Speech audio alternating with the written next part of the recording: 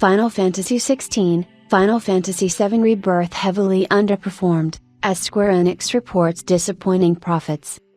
Final Fantasy XVI and Final Fantasy VII Rebirth have heavily underperformed compared to previous entries in the series, further highlighting the flaws of Square Enix console exclusives strategy.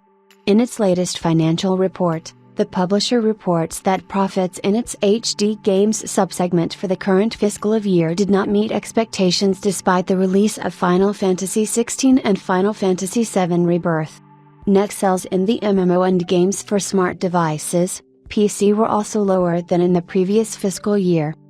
Talking specifically about Q4 of the current fiscal year, the report highlights how the two major publisher releases, the initial sales for Foam Stars and the already mentioned Final Fantasy VII Rebirth, were not as strong as expected.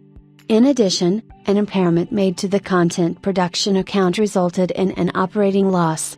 While Square Enix generally has sometimes unreasonable expectations, it seems like this is one of the rare cases when the publisher is reasonable, as both Final Fantasy XVI and Final Fantasy VII Rebirth really underperformed compared to previous entries in the series, as highlighted by analyst Daniel Ahmad on X.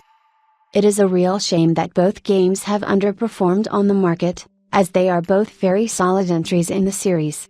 However, things could be turned around by their PC and potential Xbox console release.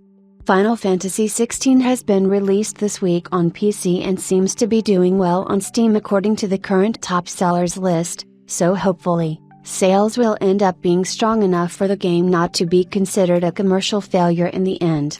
You can learn why the game deserves more in terms of sales by checking out Kai's review.